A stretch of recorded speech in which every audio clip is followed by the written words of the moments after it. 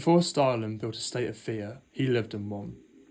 Scarred by poverty, violence, betrayal, and exile, Joseph Stalin's early life forged the paranoia, cruelty, and need for control that would later define his reign of terror. Stalin was born in 1878 in the Georgian town of Gori.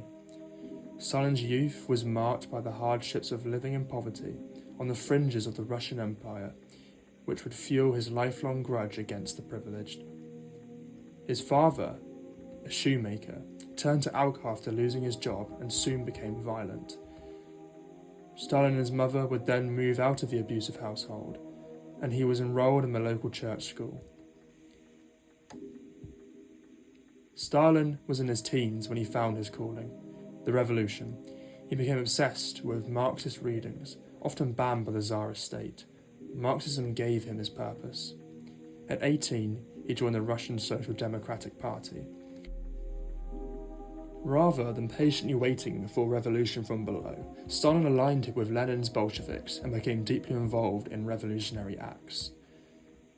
In his early revolutionary years, they were steeped in conspiracy, sabotage, and secrecy. He ran an illegal printing press, would rob banks to raise funds for the movement. Stalin was a brave force for the revolution. In 1917, as revolution ignited the streets of Petrograd, Stalin returned to the heart of the action, but was not centre stage. Figures like Trotsky dazzled his speeches and strategy. Zinoviev and Kamenev dominated the press, while Stalin was overlooked at the crucial moments of the October Revolution. After Lenin's stroke in 1922, Stalin became the General Secretary. Despite being disappointed by the role assigned, it gave him the keys to the party's infrastructure. He used it to place allies in powerful posts, gather personal files on comrades, and isolate rivals. This early surveillance and documentation evolved directly into the practice of the NKVD, the State Secretary Police, that executed his terror. Under Stalin, the Great Terror was not limited in scope. Official decrees made declaring enemies not simply on grounds of actions, but as enemies because of their existence, or their blood, or their presumed culpability. They had long viewed the peasants with distrust and had sent the police to come for them again. Peasants in the Soviet Union had first experienced forcible collectivization and famine in the early 1930s. Now they faced mass arrests and deportations wherever they lived. Mass arrests were also charged against people labelled as kulaks, defined as prosperous peasants, where charges were filed for social sabotage or counter-revolutionary sentiment. But the terror did not end at class.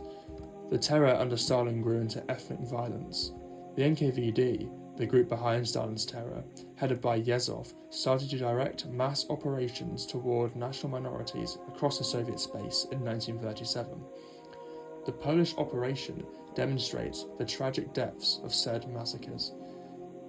In this Polish operation, 140,000 people were accused of being spies or counter-revolutionaries, nearly all of them Polish, but also consisting of Ukrainians, Jewish people, and Russians. More than 111,000 were killed, the majority shot in the back of the head in secret. Their families were never informed. The regime's war on real and imaginary enemies did not stop with official arrests and executions. It weaponized fear, it shattered trust, it made denunciations a civic duty as people were encouraged to betray friends, neighbours and family members. It created an environment of total suspicion, one enforced by propaganda and, by example, the prominent show trials and press accounts which glorified the actions of people who turned in said terrorists or said spies in their midst. This self-replicating terror became a feature of the home. Sometimes it was personal animosity, sometimes it was a hope for personal safety, often it was just survival. Collective punishments meant if a family member was arrested, every member of the family was also at risk. Under the NKVD order of 00486, once one member of the family had been arrested, all his or her social connections were also at risk. This played into the hands of the order, as it created a sense of fear within the country, as people created denunciations purely as a method of self-preservation. One of the most famous examples of families turning in on one another is Morozov, a Soviet boy who became a state hero overnight when he denounced his own father for creating forged documents. The public face of Stalin's terror found its expression in the infamous Moscow show trials. In August 1936, the country watched as Zinoviev, Kamenev, who were once among Lenin's closest allies, alongside 14 others, stood accused in a spectacle staged as much for effect as verdict. The outcome was never in doubt. The show trials were meticulously scripted by the regime. The defendants knew their fate was sealed before they entered the courtroom.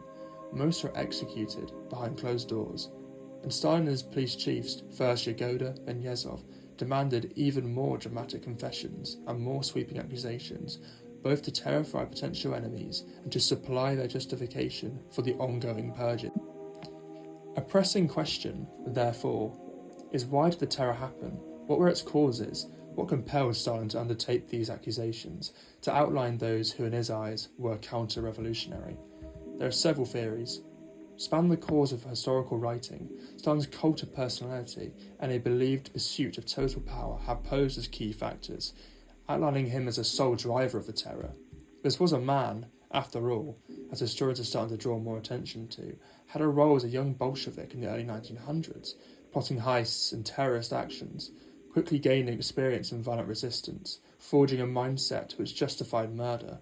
The feeling it was better to shoot 9 innocents to get 1 guilty, contributing to the criminal makeup of the period.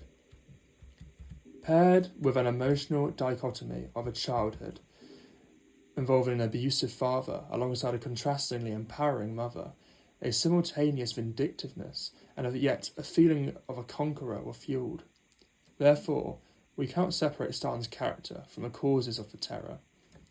However, as the historians Getty and Naumov have stated, even a terrorist Stalin would have needed fertile soil to spread the violence. This fertile soil referring to Russia's troubling state.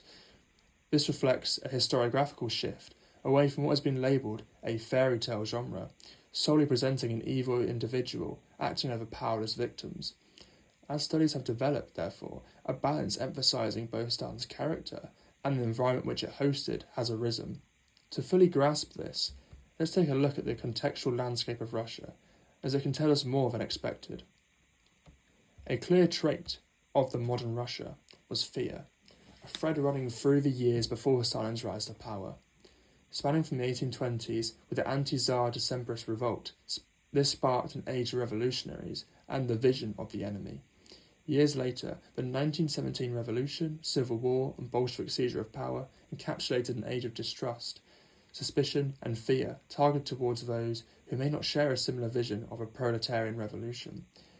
With international tensions also reaching a high, such as the growing strength of future Axis powers, Germany, Italy and Japan, who and which signed the Anti-Communism Pact, Russia was in a complicated position. This was emphasised with the lack of military training within the Bolshevik ranks, furthering fears. These fears and uncertainties were reflected in Stalin's decision-making, entailing a zigzag-like and unpredictable nature, demonstrating his lack of control and the multi-layered societal issues of Russia.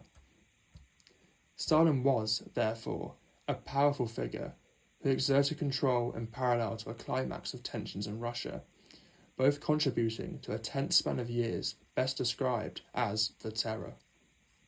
The truth is, there isn't a simple or straightforward answer as to why exactly the Terror ensued, presenting a complex period of Soviet history which historians proclaim should not be reduced to a single individual or variable. Conclusively, Stalin and the country's shared troubled character catastrophically combined, their ramifications still felt to this day.